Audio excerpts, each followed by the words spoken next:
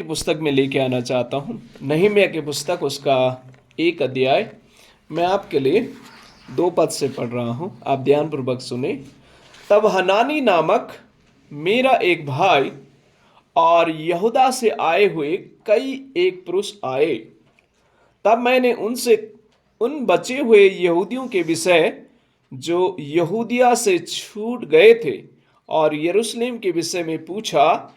उन्होंने मुझसे कहा, जो बचे हुए लोग बंधुआई से छूटकर उस प्रांत में रहते हैं वे बहुत ही दुर्दशा में पड़े हैं और उनकी निंदा होती है, क्योंकि यरूशलेम की शहरपनाह टूटी हुई और उसके फाटक जले हुए हैं। वचन 4, ये बातें सुनते ही मैं बैठकर रोने लगा और कितने दिन तक विलाप करता और स्वर्ग के परमेश्वर के सम्मुख उपवास करता और यह कहकर प्रार्थना करता रहा। पिता इस वचन के प्रकाशन में हमारी अगुवाई करें। पिता पुत्र पवित्र आत्मा के नाम से प्रार्थना मांगते हैं, आमीन। आज कुछ समय हम थोड़ी देर के लिए मनन करेंगे और नहम्याह की पुस्तक से, जैसे मैंने आपके लिए कुछ पद जो हैं ऑलरेडी पढ़ लिए हैं। आज जो विषय पर हम थोड़ी देर मनन करेंगे वो ये है नहम्याह का परमेश्वर पर अटूट विश्वास और उसकी निरंतर प्रार्थना। नहम्याह का परमेश्वर पर अटूट विश्वास और निरंतर उसकी प्रार्थना का प्रभाव हम यहाँ पर आज सीखने पाएंगे। जब मैंने आपके लिए कुछ भाग पढ़ी, इन भागों में से आप थोड़ा सा मेरे साथ सोचें, अगर ध्यान से आपने सुना है, नहम्याह राजमहल में रहने वाला व्यक्ति है। नहम्याह के पास खाने के लिए कोई चिंता नहीं है, रहने के लिए कोई चिंता नहीं है, पहनने के लिए कोई चिंता नहीं है। एक अच्छी नौकरी नहम्याह की है। नहम्याह एक अच्छी जिंदगी जी रहा था, सब कुछ उसके जीवन में सब कुछ बहुत ही अच्छा चल रहा था। लेकिन आप थोड़ा सोचिए, नहम्याह जब इन बातों को सुनता है, क्या बातों को सुनता है?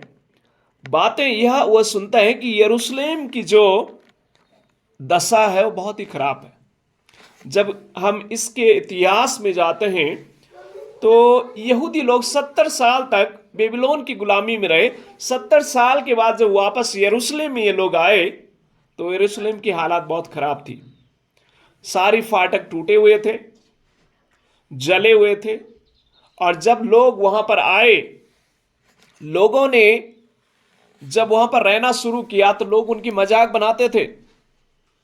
जब आप इन भागों को ध्यान से पढ़ेंगे तो आप पाएंगे कि लोग एक्चुअली उनकी मजाक बनाते थे और उनकी मजाक बनाते थे, साथ ही निंदा भी करते थे।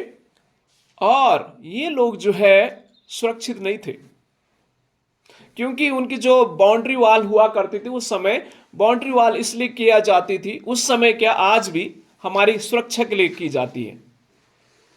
बाउंड्री वॉल इसीलिए करते हैं ताकि सुरक्षित हम लोग रहें, कोई जानवर ना आए या कोई व्यक्ति चोर ना आए, किसी प्रकार से कोई भी लोग जो हैं अंदर प्रवेश न करें, उनकी सुरक्षा के लिए बाउंड्री वॉल दी जाती। उस समय में ये जो बाउंड्री वॉल है इसकी हालात बहुत खराब थी और ये टूटी पड़ी थी, चारों तरफ से टूटी पड़ी थी।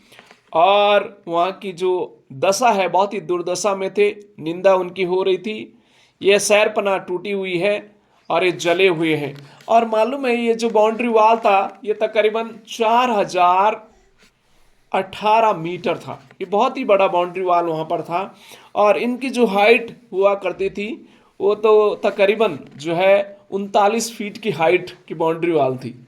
आप थोड़ा सोचिए, इसकी जो मेजरमेंट है ज़्यादा से ज़्यादा आपको 15 फीट है, लेकिन इससे भी कई ऊंचाई में था। तो 45 ऑलमोस्ट 39 फीट उसकी हाइट है और चौड़ाई जो थी 8.5 फीट की करीब उसकी चौड़ाई। तो ऐसा ह्यूज बाउंड्री वॉल को नुकसान पहुंचाया गया और ये सब टूटा हुआ है, सब बिखरा हुआ है। लोग सुरक्षित नहीं है, दुर्दशा में पड़े हुए हैं। वास्तविकता में इन बातों को सुनते हुए नहम्याह जो क्या होने लगा, 4 वचन कहता है, ये बातें सुनते ही मैं बैठकर रोने लगा और कितने दिन तक विलाप करता और स्वर्ग के परमेश्वर के सम्मुख उपवास करता और यह कह करके प्रार्थना करता रहा। जो पहली बात जो मैं आपको आज नहूमी के जीवन से बताना चाहता हूं, पहली बात जो आज हम नहूमी के जीवन से सीखेंगे वो बात है प्रार्थना और उपवास का जीवन नहूमी का हम देखते हैं। नहूमी अपने लिए कोई चिंता उसे नहीं है, अपना घर उसका सुरक्षित है, अपना परिवार उसका सुरक्षित है, वो राजमहल में रहता है, सुरक्षित जगह में रहता है, खाने के लिए कोई चिंता नहीं है, पहनने के लिए कोई चिंता नहीं है, रहने के लिए कोई चिंता नहीं है, सब कुछ अच्छा है। लेकिन इसके बावजूद भी नहूमी के हृदय को देखिए, नहूमी अपने लिए चिंता नहीं कर रहा है, बल्कि उन लोगों के लिए कर रहा है जो दुर्दशा में पड़े, जिनकी हालात ठीक नहीं है, जो परेशानी में है, जो मुश्किलों में है, उनके लिए नहूमी प्रार्थना कर रहा है। और जब नहूमी के जीवन के बारे में आप पढ़ेंगे, ये 4 वचन में सिर्फ इतना ही लिखा है, ये बातें सुनते करके रोने लगा और कितने दिन तक विलाप करता और स्वर्ग के परमेश्वर के सम्मुख उपवास और प्रार्थना करता रहा। मालूम है कितने दिन तक नहूमी प्रार्थना करता रहा होगा? जब आप 1 वचन पढ़ते हैं, लिखा है हकल्या के पुत्र नहूमी के वचन 20वें वर्ष के किस्लेव नामक महीने में।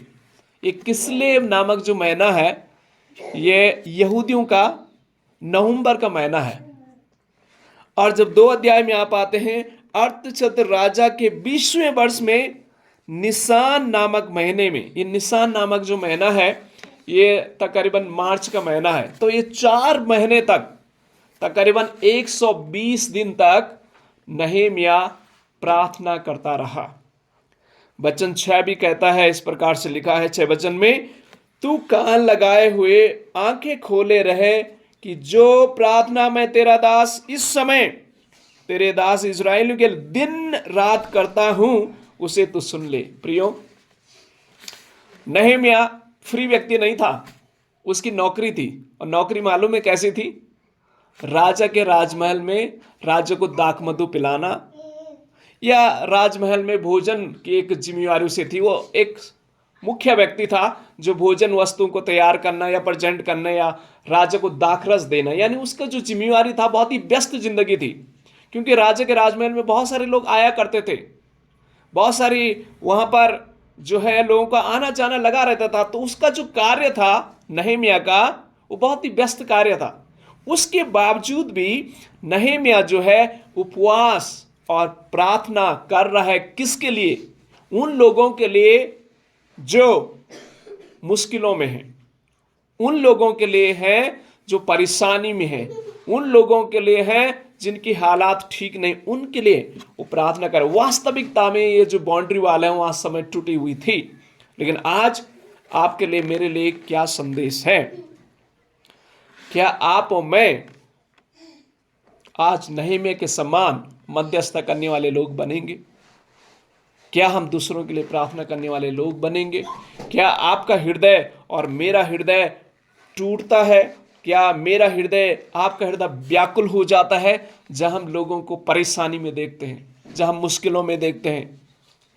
आज शायद इस प्रकार की बाउंड्री वाल टूटी हुई हमारे चारों तरफ हमें देखने को नहीं मिलती, लेकिन आज भी समाज में लोगों के हृदय टूटे हुए हैं, मन टूटे हुए हैं, घर टूटे हुए हैं, परिवार टूट रहे हैं, लोगों के जीवन टूट रहे हैं, घर टूट रहे हैं, परिवार टूट रहे हैं। बहुत सारा जो है इस संसार में आप नुकसान आप देखने पाएंगे। क्या आप और मैं नहूमी के समान उनके लिए प्रार्थना करेंगे? नहूमी के समान उनके लिए मध्यस्थता करेंगे? जैसे नहूमी उनके लिए तकरीबन 120 दिन तक उपवास प्रार्थना करता रहा। जब आप और मैं एक मन के साथ, एकजुट के साथ किसी विषय को लेकर के परमेश्वर के पास आते हैं, परमेश्वर हमारी प्रार्थना को सुनता है। मेरी प्रिय बहनों, प्रिय भाइयों, आज उपवास प्रार्थना में हम लोग यहाँ पर जमा हुए हैं। क्यों ना हम परमेश्वर से कहें, हे प्रभु ऐसा हृदय हमें दे। क्योंकि रोता इंसान कब है? इतना आसानी से इंसान रोता नहीं है। रोता इंसान तब है, व्याकुल इंसान तब हो जाता है जब उसका हृदय जो है उन चीजों के बिल्कुल करीब पहुंचता है। जब हमारी आंखें किसी दुर्घटनाग्रस्त व्यक्ति को देखता है, हमारा मन तरस से भर जाता है, हमारा हृदय जो है टूट जाता है, हम व्याकुल हो जाते हैं। परेशान हो जाते हैं, अगर हमारे परिवार का मुख्य सदस्य या बच्चे या पत्नी या पति या परिवार का कोई सदस्य मुश्किलों में होता है, बीमारी में होता है, परेशानी में होता है, उनको देखते हुए हमें तरस आता है, हम रोने लग जाते हैं, हम व्याकुल हो जाते हैं। नहम्याह ने उन लोगों को अपना लोग समझा, नहम्याह उनके लिए व्याकुल हुआ, नहम्याह उनके लिए रोने लगा, नहम्याह उनके लिए विलाप करता रहा। एक दिन नहीं, 120 दिन तक, 4 महीने तक उनके लिए प्रार्थना उपवास करता रहा। प्रियो, परमेश्वर से ऐसा हृदय हमें मांगने की आवश्यकता है। प्रभु से कहे, प्रभु नहम्याह वाला हृदय हमें दे, ताकि हम दिन रात दूसरों के लिए प्रार्थना करने वाले लोग बने, ताकि हमारा हृदय जो है परमेश्वर व्याकुल होने पाए, ताकि हम दूसरों के लिए एक मन के साथ प्रार्थना करने वाले हो सके। मेरे प्रिय बहनों और भाइयों, आज संसार में बहुत सारी चुनौतियां लोग फेस कर रहे हैं। कोई बुरी आत्मा से ग्रसित है, कुछ लोग बीमारियों से ग्रसित हैं, कुछ लोग पारिवारिक तंगी से ग्रसित हैं, विभिन्न प्रकार की समस्याओं में लोग आज हैं। हमारे चारों तरफ लोग हैं। यह आपकी जिम्मेवारी है, मेरी जिम्मेवारी है, उनके नाम लेकर के हम प्रार्थना करना शुरू करें। प्रभु से कहें, हे प्रभु उनकी समस्या का समाधान करें, हे प्रभु उनके हृदय को, उनके परिवारों को, उनके घरों को जोड़ दे। परमेश्वर, लोग सुरक्षित महसूस नहीं कर रहे हैं। नहम्याह के समान उस समय के लोग भी सुरक्षित नहीं महसूस कर रहे थे। जानवरों से डर था, लोगों से डर था, लोग उनकी मजाक बना रहे थे। कहा, कैसा है तुम्हारा परमेश्वर, तुम्हें गुलामी से छुटकारा देके आया है, लेकिन ऐसी दुर्दशा में तुम पड़े हुए हैं, ऐसी तुम्हारी हालात हैं। आज हमें प्रार्थना करने की आवश्यकता है लोगों के लिए। प्रभु उनके जीवनों को सुधारेगा, परमेश्वर उनके जीवनों को बदलेगा। नहम्याह के समान कोई तो जाए, उनके लिए मध्यस्थता करने वाला बने, प्रार्थना करने वाला बने। आज बहुत सारे जवान भाई बहनों की आवश्यकता है जो ऐसे अपने जीवन को परमेश्वर को दे, नहम्याह के समान प्रभु को अपना जीवन दे, और लोगों के लिए जो दुर्दशा में पड़े हैं, जो मुश्किलों में पड़े हैं, उनके बीच में जा करके उनकी मदद और सहायता करें। आगे हम उन चीज़ों को सीखने पाएंगे नहम्याह के जीवन से। तो पहली बात, नहम्याह के जीवन से मैं आपको उत्साहित करना चाहता हूँ। हमारे लिए उत्साह का कारण है कि हम भी प्रार्थना करने वाले, उपवास करने वाले लोग बने, और उपवास और प्रार्थना का प्रभाव बहुत ही जो है असरदार होता है, बहुत ही प्रभावशाली होता है, वो हमें आगे देखने को मिलेगा। तो पहली बात, नहम्याह के जीवन से सीखें कि परमेश्वर हमें प्रार्थना करने वाला व्यक्ति बनाए। अपना कार्य को छोड़ते हुए, अपनी जिम्मेवारी को मद्देनजर रखते हुए भी नहम्याह ने समय निकाला। तो आप और मैं भी, हमारे घर के बहुत सारे काम हो सकते हैं, नौकरियों काम हो सकते हैं, बहुत सारी जिम्मेवारी हमारी हो सकती है, लेकिन उन जिम्मेवारियों के साथ साथ अलग समय निकाल करके उपवास और प्रार्थना में जब हम बैठ करके किसी विषय को लेकर के करते हैं, परमेश्वर हमारी प्रार्थना को सुनता है। और ये जो है नहम्याह के जीवन से हमें सीखने को मिलता है।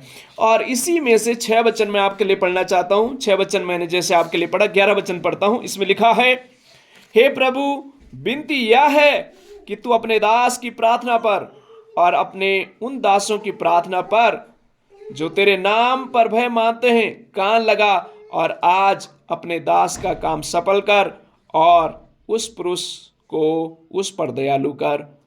मैं तो राजा का पियाऊ हूं। यहां पर जो है नहम्याह जो है राजा के लिए प्रार्थना कर रहा है। क्या प्रार्थना कर रहा है? हे परमेश्वर, राजा के हृदय में मेरे प्रति दया डालें, मेरे प्रति क्या डालें? दया डालें। तो जब आप और मैं प्रार्थना करें, कुछ लोगों के नाम लेकर के हम प्रार्थना कर सकते हैं। यहाँ पर नहम्याह से हम सीख सकते हैं। नहम्याह राजा के लिए प्रार्थना कर रहा है। ये प्रार्थना कर, हे प्रभु, उसकी हृदय में, राजा के हृदय में मेरी प्रति कृपा डालें, दया डालें, ताकि जो योजनाएं, जो प्लान मैं कर रहा हूँ वो सफल होने पाए। और जब हम 2 अध्याय में आएंगे तो उसकी सफलता का राज हमें वहाँ पर, उसकी प्रार्थना का उत्तर हमें वहाँ देखने को मिलता है। तो पहली बात, उपवास और प्रार्थना करने वाले लोग बने, जैसा नहम्याह था। 1 दिन नहीं, 2 दिन नहीं, 120 दिन तक प्रार्थना करता रहा, उपवास करता रहा, और उसकी प्रार्थना का प्रभाव हमें आगे देखने को मिलेगा। प्रभु हमारी मदद करे कि हम भी उपवास प्रार्थना करने वाले लोग बने, अपने समय निकाल करके नहम्याह के समान प्रार्थना करने वाले लोग बने, नाम ले करके प्रार्थना करने वाले लोग बने। दूसरी बात जो नहम्याह के जीवन से हम सीख सकते हैं, 2 अध्याय उसका जब हम 1 वचन से लेकर तकरीबन पूरे अध्याय को हम पढ़ेंगे तो वहाँ पर दूसरी बात जो हमें सीखने को मिलेगी वो है योजना और उस पर कार्य करना। यहाँ पर देखते हैं, मैं आपके लिए जिस पढ़ना चाहता हूँ, वचन 3 में इस प्रकार से लिखा है, मैंने राजा से कहा, राजा सदा जीवित रहे, जब वह नगर जिसमें मेरे पुरखाओं की कब्रें हैं उजड़ा पड़ा है और उसके फाटक जले हुए हैं, तो मेरा मुंह क्यों ना उतरेगा। वचन 2 कहता है, राजा ने मुझसे पूछा, तू रोगी तो नहीं है, फिर तेरा मुंह क्यों उतरा है, या मन ही की उदासी होगी। तब मैं अत्यंत डर गया। वचन 4 इस प्रकार से कहता है, राजा ने मुझसे पूछा, फिर तू क्या मांगता है। राजा ने नहम्याह से पूछा, तू फिर क्या मांगता है। तब मैंने स्वर्ग के परमेश्वर से प्रार्थना करके राजा से कहा, यदि राजा को भाई और तू अपने दास से प्रसन्न हो तो मुझे यहूदा और मेरे पुरखाओं की कब्रों के नगर को भेज ताकि मैं उसे बनाऊं। देखिए, जब आप नीचे के भागों को पढ़ेंगे तो यहां पर नहम्याह जो है, जैसे राजा ने कहा, नहम्याह तू क्या चाहता है कि मैं तेरे लिए करूं। नहम्याह कहता है कि हे राजा, आप मुझे यरूशलेम में भेजे ताकि मैं वहाँ की जो शहरपनाह टूटी हुई है उसे बनाऊं। और जब नीचे के भागों को आप पढ़ेंगे तो नहम्याह राजा से कहते हैं, हे राजा, एक ऐसा पत्र आप दीजिए ताकि जब मैं यात्रा करूं तो वहाँ के जो राजा है मुझे जाने की इजाज़त दे। आप ऐसा पत्र लिखें ताकि आसाप एक जो राजा है वो लकड़ियाँ दे, ताकि वो जो शहरपनाह है उसको बनाने के लिए वो लकड़ियाँ का इंतजाम हो सके। फिर राजा उसकी सारी बातों को स्वीकार करता है। 9 वचन कहता है,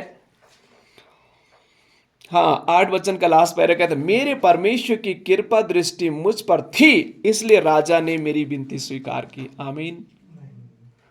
नहम्याह जो दूसरी बात हम नहम्याह के जीवन से सीखते हैं, नहम्याह एक अच्छा योजनाकार था। अच्छा योजनाकार था, अच्छा प्लानिंग वाला व्यक्ति था। और वो प्लानिंग जो है उसकी जो है एक एक्शन ओरिएंटेड थी, यानी वो कार्य भी उसने उसको तुरंत किया।